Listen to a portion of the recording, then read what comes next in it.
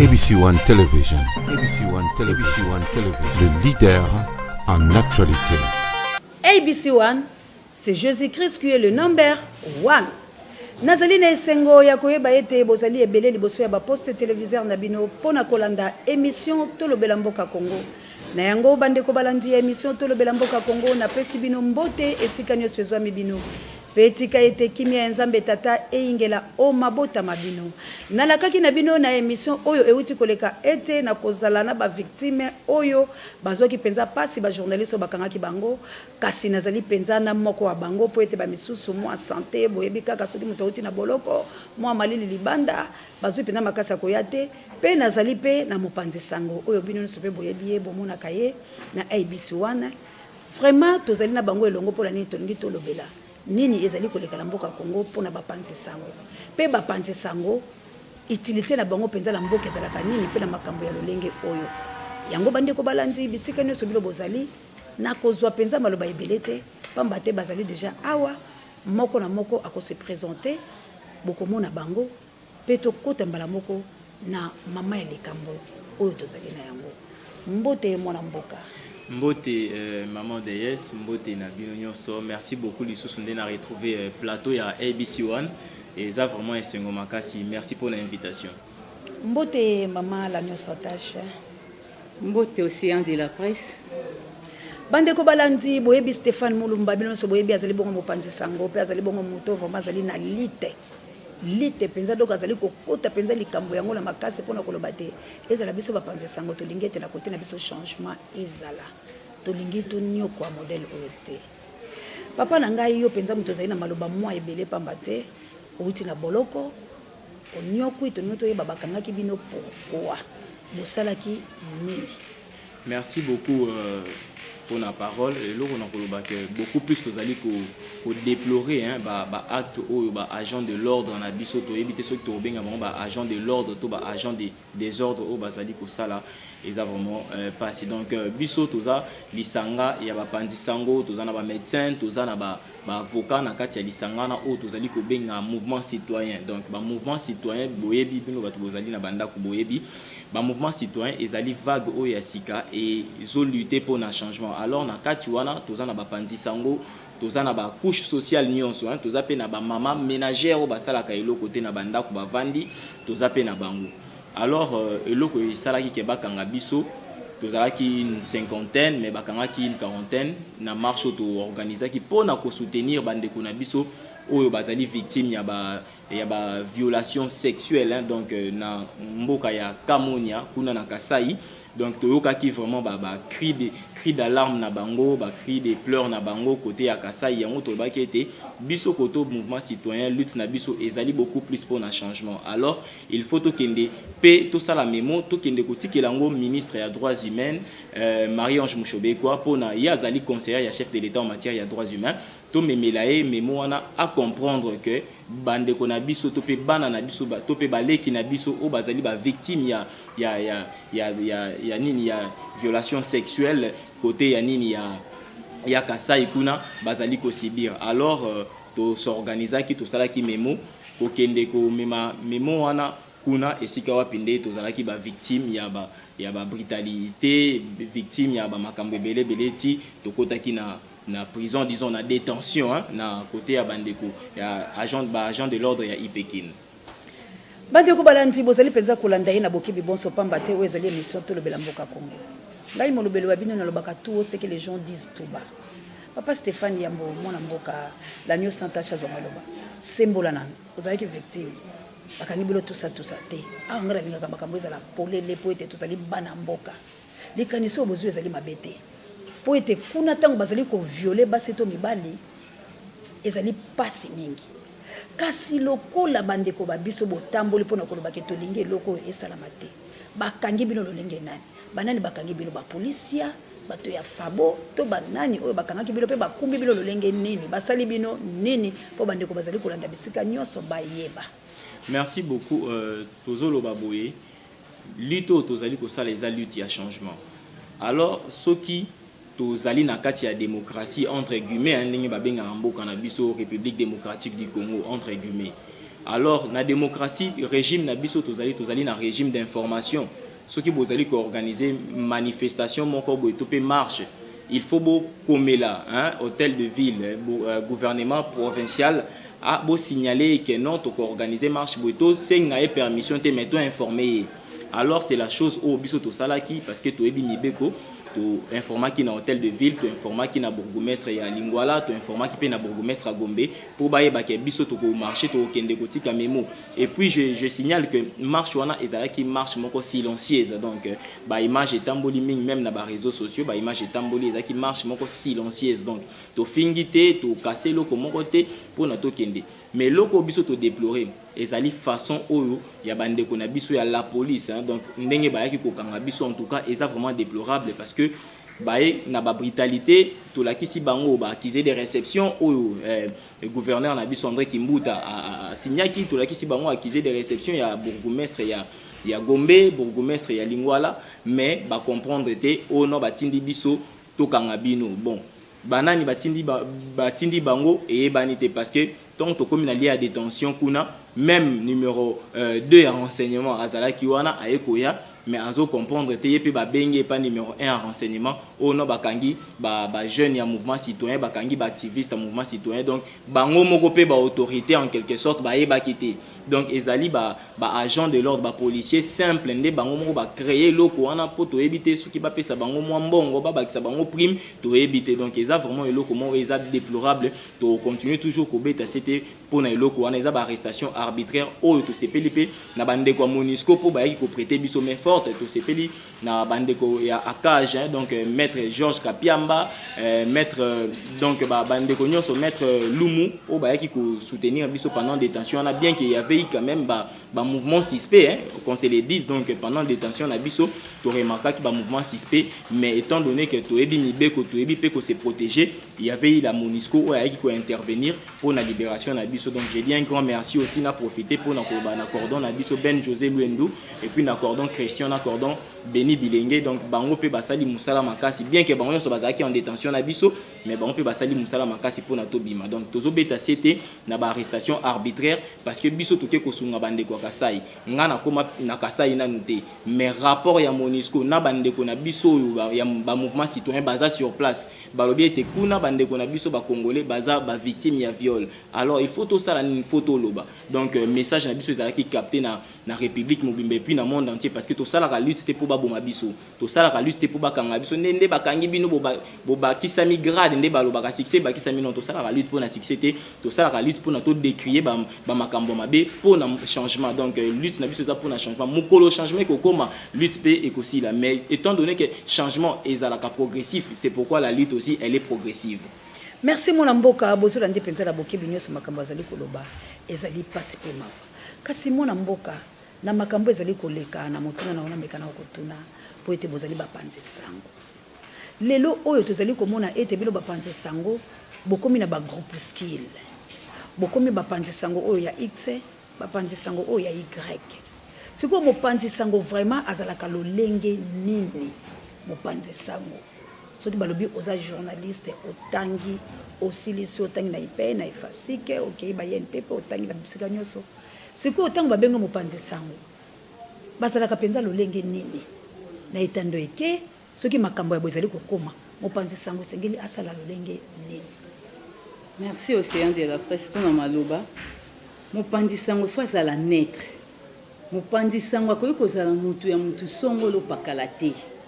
soki lelo oyo bakomozwa biso vraiment mukie puisque to kominde ba fan club ya batu moko boye ba groupe ezobime belé oyo ezosala ke biso to kende to kota wana pour après basakana na biso te totinda bango basala efasike l'état congolais ndasala efasike biso te totinda bango basala Institut national des arts bango ndi basala ngo bango basala ba IPN bango basala ba université nyonso bango basalela ki biso tokei pona kotanga et puis poto transmettre biso toza pont o tozo servir nation na gouvernement mais façon o bazo traiter biso eza vraiment mabe eza malamu te to comme le quoi ba umbu moko boyo soki biso te est-ce que média batu bakoyeba soki biso te bango nde bavanda na bandako na bango bisika nyonso bango bazalaka bano ya mike bayebaki oyo aleki bwaza Joseph oyo aleki bwaza André Kimbuta bazoyebana à travers biso. Alors lokola biso moto ozosalaki bango bayebana bapesa biso liberté na biso tosala mosala biso toya bafan club na bango te ke tobetelaka bango maboko dans les bêtises tolobaka kaka oyo toomona yango tosalaki tozotransmettre na population baede biso tosala mosala na biso na liberté nyonso bamema biso te neti ke tokóma banguna na bango soki kaka bamoni événement moko boye ezali ali babandi kotinda bato bakanga bacaméra babeta bajournaliste eza par rapport à nini po mboka oyo aza na posa information libanda baza na posa information alors ntango bango bazotraite biso boye balingisi ko biso tobomba oyo balakisaki biso ou bien baza na posa ke toloba po tozoloba na biso na likambo ya mabe te tozoloba mpona changement tozoloba po tozala malamu na bango ntango tozokende na baélection tokomaki important mutu nyonso koluka naleka na chaîne boye naloba na chaîne boye siko bazolinga te toloba c'est que tokanga bachaîne information ezala te comme ça bango bayebana na ndenge bango bakoki kosala bandeko balandi bozolanda mpenza ezali mpasi po ete bapanzisango baza na valeur te na République démocratique du Congo ya koboma babomi bango ya oyo babungi boye toyebi te oyo baza calciné na bandako kaka po osaki to na ye aloba ezali mpasi oyo mpe baza kosuspendre bango sans cause bayebisaka to mondo lisu na TVT soki tomoni oyo na TV toyebeli oyo tokosala o te de tela journaliste oyo atangaki klasi oyo abundani kofuta misolo bafamille mosusu mpe mitangisa ye moko mais lelo yo po batikela etant lokola mona mboka la nyonso attache alobi liberté d'expression ezali te na bakonzi ya mboka bazali kofinga biso lokola ministre na biso ya justice de soki tozokota boloko lokola moninga wuti na boloko boye bazali ebele misu bayete nzoto pasi ezali parce que ministre na biso ya justice oyo atelemi mpona kotala makambo matali mobeko na mboka yenda finga biso liboso cela veut dire valeur eza te il y a ça censé à protéger les journalistes ceux qui ont problème avec la justice botali qui mettent la carte na aux journalistes pour protéger mais ceux qui ont la carte ba nie folie carte wana bazuyo les sous nde ba bomie pour ba ke bazuyo ke ne lo côté bazuyo kana indice ya côté kamboka ya koloba salité ya mboka toyebi te ndeko Stéphane ngana zali na passe ya komona ya lacrymogène ya komona basoda mais yo zu passe ya boloko sikuyo mekana no pela koloba ba beta kibino ponga na yoka ki ba beta kibino mais n'évitez ce qu'on doit protéger bango pour soldat a koki ko sala eloko te ye moko sake batinda ye potolandi mona mboka mokonzi ya mapinga ya ba policia alobi ngai na soki ordre cela veut dire batu basalaka eloko te po bayebaki marche na biloko zala eza pacifique mais tant ba soda babimi ole ba protéger bino basali bino mabe cela veut dire batindaki lolenge batindaki na makambo mona mboka Bemba Gombo mwana mboka Bemba Gombo yaki basoda balandi ba population yeko yamba ye pona pasi penza la biso pe bapandisa ko tozalaki wana mais lokola mapinga ezalaki très bazwaki déjà mbanoke soki basali boy bo beta basasi soki mwana mboka Bemba Gombo boy bo memelo kwa bo memake Bemba Marembe sambo la vitesse bo ma population congolaise oyo bazali ko tia mutu makasi bongo yoko lo bakeba beta kibilote attaque ba Monesco bayaki ngape na zaka souci na ba Monesco te parce que bato wana bazali ka koyala mo tango moko po ba monisa ke bazali bato malamu mais déjà bilo bosi bonyo comme il fallait que soki bango baya liboso tango bakangi bilote mais quand on sembola bato balanda ba beti bilote bongo bandeko na bayete pour ni ba yoki nzoto passe pas manika malila libanda. Bon, merci beaucoup hein. Donc vous savez ceux qui mutaza na détention ezali place oyo mutakendaka ko s'inspirer beaucoup plus place où épée sera montée sous force hein. Donc là je vois déjà ba kuluto to zalakana ba on a katia musala o kuluto Mike Mukeba et to ebi ke pas zalaka na détention to ebi ndeko na biso Daniel Safu ye pas zalaka na détention pire encore ndeko Fidèle Musangu oyo yekutu selon histoire hein, et pas ya selon histoire to ebi ke yende mta publiaka article ya liboso pona ko laver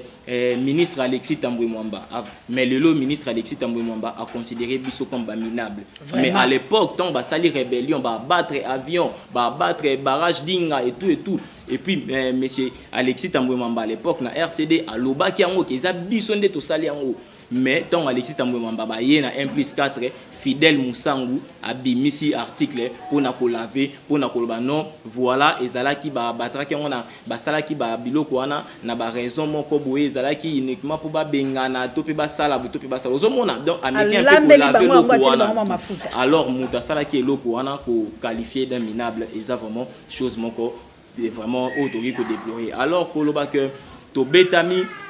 to ndenge ni na détention bon wana boto yebi déjà ba agissement ya ba agent de l'ordre na biso hein donc to yebi ba agissement ba agent de l'ordre na biso wana ezanga kati hein moi fimbu ezanga kati to yebi te ba beta ka biso pona nini ezanga kati mais ba ko beta mopanzi sango fimbu oui eloko esalaki isusu pasi lisusu mankasi eza kolala libanda donc talaka kolala libanda na période tozali elanga olali libanda en tout cas na ba condition moko boye ya bien te ya solo masuba ya solo ya nyai po te bisika wana ba entretenir kango te prison kasho bozo ko bongisa yango te mais bozo ngaka bocha bato muta koti na boloko lelo abimilo bila tonga beli fefe c'est ça donc yango wana nyonso wana esali biso pasi mais tolobi toujours que ba détention wana yango des opesa biso sous makasi to avancer ba détention na yango des a ko inspirer biso to yebi histoire ya Nelson Mandela après 27 ans de détention tonga abimaki to comprendre ki lelo tozo mona mona mboka Jean-Pierre Bemba abimi jargon politique na e façon na ya ko mona na charisme na e sur le plan politique to moni ke baki sami lisusu alors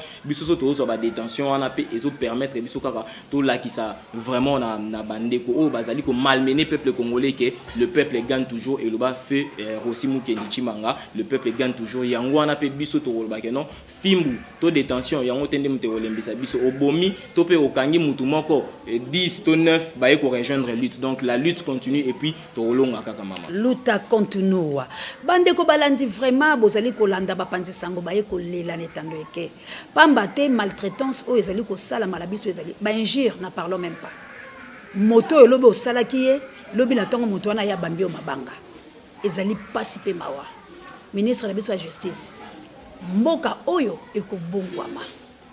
mboka oyo ekobongwama tango kokoma moto pamba okoyeba valeur ya bapanzi sango mais na yebi pe que faut postuler kasi tokotala okoleka la TV nini bapanzi sango nini o bakolobela yo po ndenge za wana oyebi bien que oche déjà libaya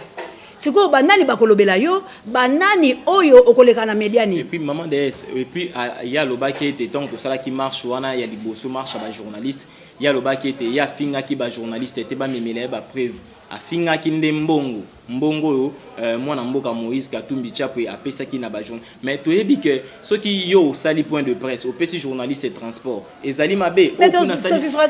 c'est ça donc il y a le bio tenga na finga ki ba journaliste était na finga kinde mbongo je ne sais pas mbongo eza une chose on ne peut pas insulter une chose sans pour autant ko finga moto azo c'est ça donc yango eza na kaka eloko moko mais ezande na ba récepteur to pe na ba donneur ya eloko onande bango ne ba subir ba insulte wana donc eza vraiment eloko moko oyo eza justifiable était ba justification na wana selon rapport oyo président na biso ya UNPC président Kasonga apesaki donc en tout cas yango wana te donc ba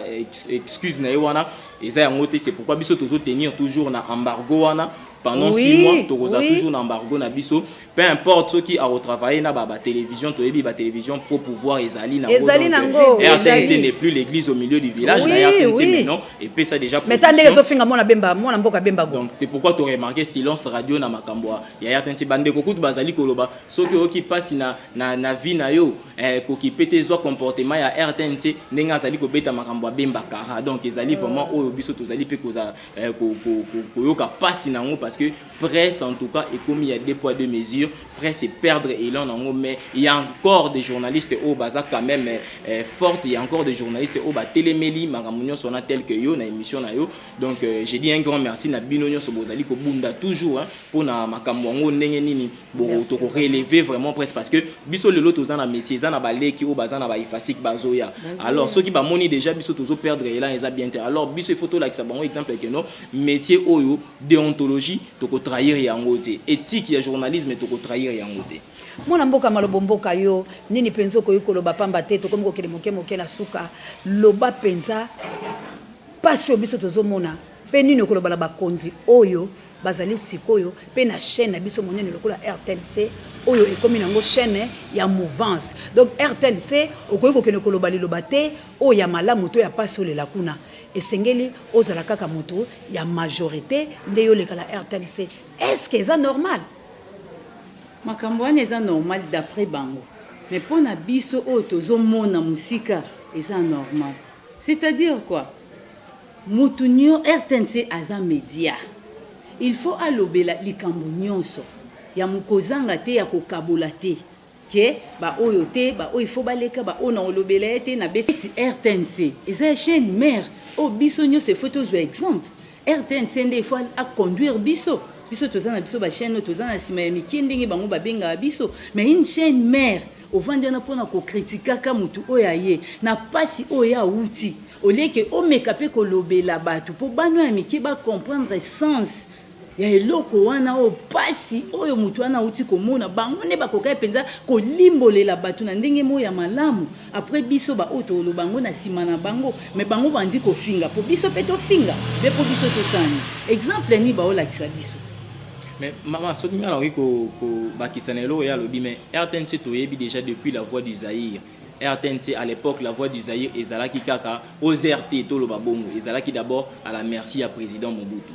Le lot, même histoire Ezalaki na aux RT, wana, le lot, même histoire est commune à RTNC. Donc c'est pourquoi biso tozo lo bakeno, Ezali Makambo ya bienté. Pourquoi M. Christophe Kolomoni a l'ongwa na RTNC? C'est une question où on a tout na bateau balandara biso na bandaku ba meka ko ya na question wana. Pourquoi M. Christophe Kolomoni a l'ongwa na RTNC? To yeko zo mama Nicole Dibam. Le lot ozana na M. Freddy Moulumba comme ADG. Donc nyonso wana et interpeller biso pourquoi batona bazo. Il suffit simplement passer information mo ya boy donc tozo décrier vraiment na makambo wana c'est ça la biso pasi. Moi j'ai dit simplement na bandeko ebele o bazana RTNC parce que to kuta na biso pe to sola en dehors ya bandeko. Mwana mboka yo bomba te po yo pe ozala kuna na moi RTNC yango zo ko protéger bango lobite c'est que na keba ko pesa ni ba biso pasi. Ezo ça pasi mama ezala RTNC ezala biso nyoso toza presse. Biso nyoso toza média. RTNC aza likolo ya mutu mo te puisque ya pesa information ndenge biso to pesaka. Ezate ke lokwa baza chaîne mère faut ba komisa biso lokwa ba marche piété wana to lingati. Et puis gouvernement congolais ko komisa biso lokola ba marche pied na ote e simbati. Poto tanga na mbongo gouvernement te.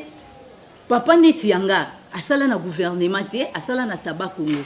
Donc na futa mbongo classe nanga na mbongo ya tabakongo. Alors yoko kiko ya to manipuler nga facilement ke na sala oyo bino bolingi to loba oyo bino bolingi te tozo loba o eza normal o eko aider population o eko aider future génération o eza koya tango biso to bomba tango bango ba ya ba comprendre ka ba tango ka na idéologie na biso ta bango nde ba tambola tande bango ba bombaka information faut panzana information neti mbemba soki botika ki na facilité ndenga yaki alekana mais bato bakufi bakoke ko kufa te mais bato bazoki bakoke ko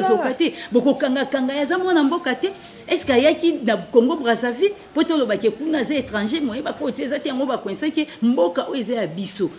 si quand boko tangisa kama kile ya population pona nini victime na bino ya mabe ezala ka population mais boyebi ko protéger population wana te na sima ya population bozwi média boko misi yango marche pied na bino bo matele yango bo botola biso ba caméra bo maltraiter biso to lemba te. Tokolemba te aussi longtemps que non to suis solution te aussi longtemps que bino bozala kaka wana nini yango esila te likambo nyonso ezalaka na ebandeli mpe na suka ntango omoni ki esimba te batika ka pe nana mwana moke mpo abeta mbunda bakolo babina botika mpe oyo akokoza capable botika koambrouye biso na niveau oyo tozoyeba te tosala nini okende na classe pasi okende maternité pasi okende na classe yango tozokoka te tokomi na suka en tout cas botika soki esimbi te et puis ministre ya communication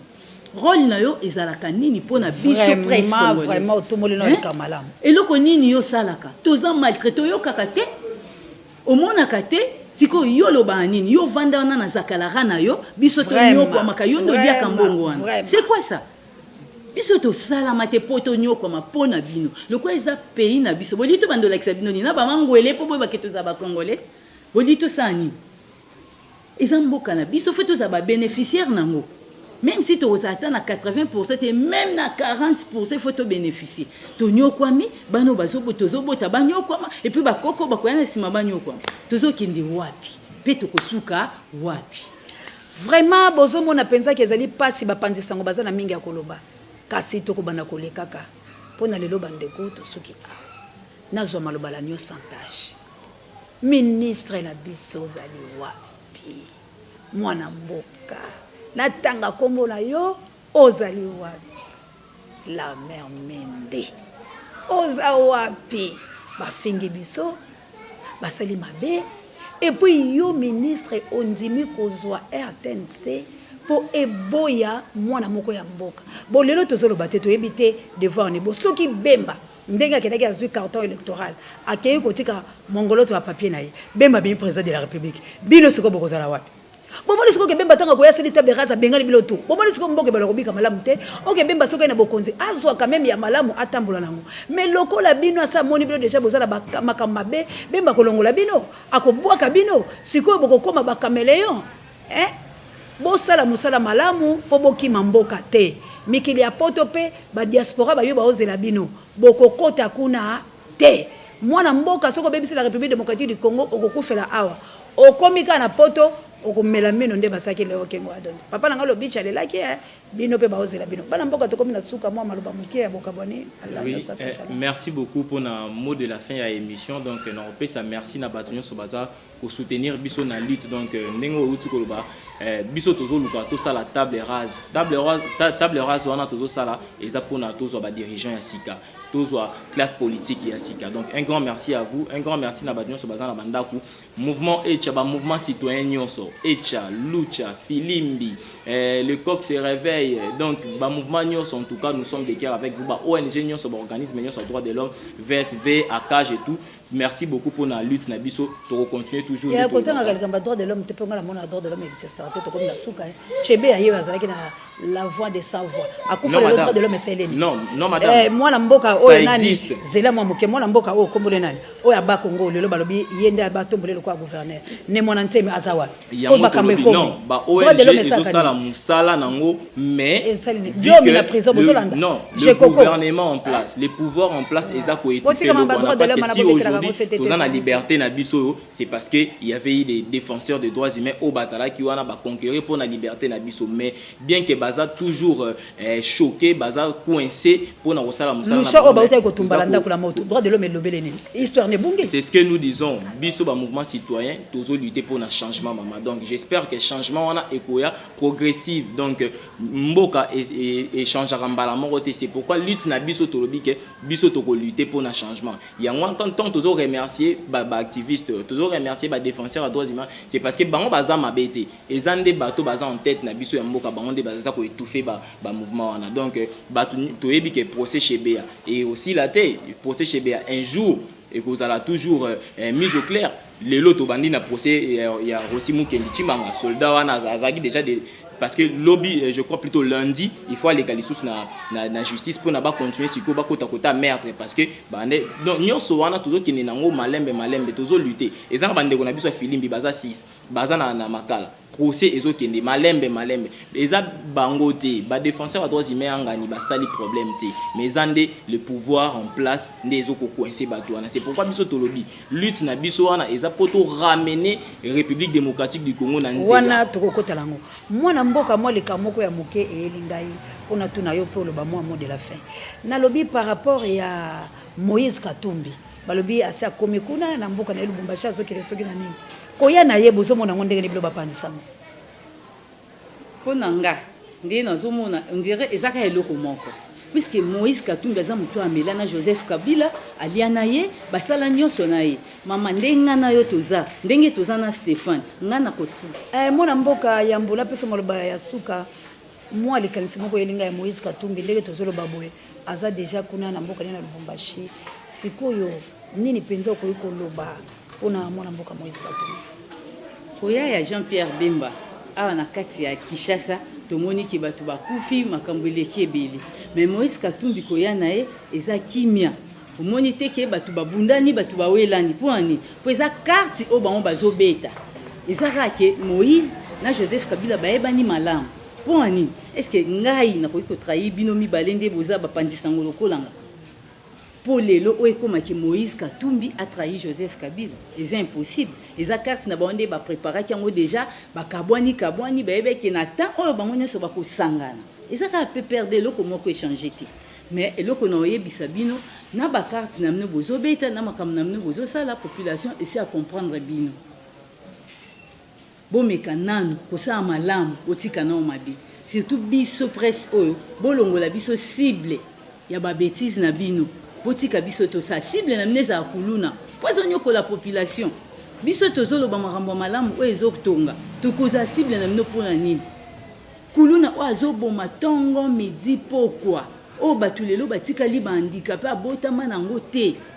Au lieu que la police wana zo ki kolanda ba gens à presse na population na koboma bango na makambu ya mabe ezanga tina o batamboli na bango babundi na mutute baswani na mutute bazotambola. Bozo ki kokanga bango ko buskile bango ko boma bango ko niata bango. Mais kulu nazo leka na macheta bozo mona policier leki kulu na leki. Vous avez associé, vous association na bino na bozo sala ngo ya mabe. Oui ba ke un jour justice en Zambie. Bandeko Balandi, merci vraiment mon amboka la Nyo Santage, merci mon amboka Stéphane. Bandeko Balandi, boyoki pasi pe mawa. Moïse Katumbi, population et lobby carte wana a regretté nango. Tozali ko yebisa bilo ke boza la penza ba très traité. Ya mingi ezali ya koloba la presse fo baloba. Kasi Bandeko Balandi. Moïse aye kimia kaka neto ka ba panze sango to akapena moi ba raison na biso pe. Ndeba ko benga ça déjà boy kasi lobi la Nyo Santage ndako ko sala commentaire te po boyoki yango pela malamu kasi bocha biso nde ba cible la binote tozali wana po peuple bazala informé yango to lobaka nous là on s'informe on se cultive rien que pour vous informer po ezala bino nyonso po boyebana ndenge la Nyo Santage lobi kaka biso kasi ngonge belemi to kotala banani ba kosala bilo ba campagne tokotala banali bakoloba pona bino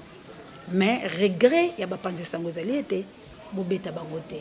droit de l'homme lokola mwana mboka tomboli bino tolingi tomona bino baorganisme nyonso ezali kotelema mpona kosoutenir bapanzi sango mpe bana mboka na baviolence nyonso bazali kosala bino bato bozali censé ya kotombola bango botombola